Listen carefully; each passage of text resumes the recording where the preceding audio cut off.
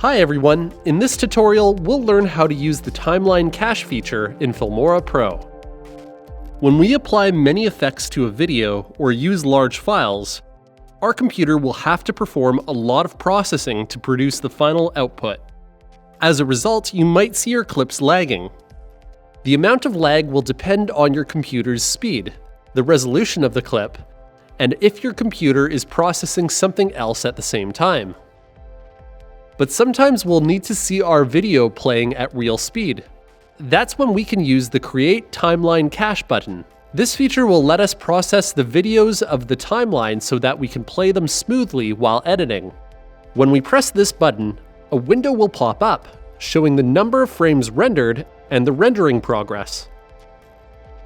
While it's loading, we'll see this purple bar growing in the timeline. Everything that's below the purple bar is rendered, so it will play back smoothly. Depending on our computer or project, we might not need to render the entire project.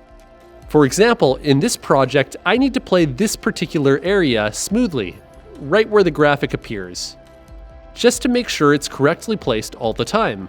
So I'll move the playhead until the moment just before the graphic appears, and then I'll hit the render button. Once the purple bar has covered the area of interest, we can cancel the process and keep the rendered playback.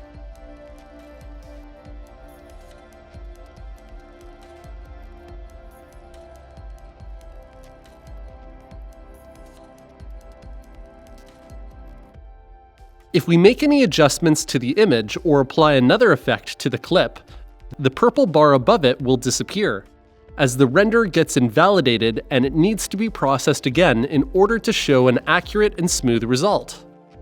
So we'll have to create the playback cache for that area again if we need to play it smoothly.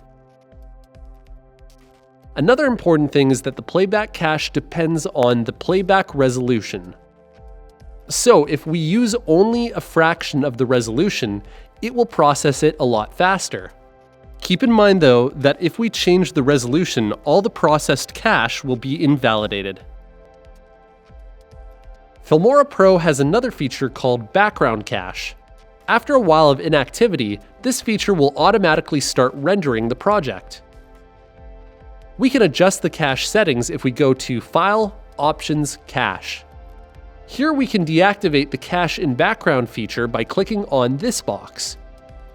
Or we can change the amount of time we need to be inactive for the background cache to start processing.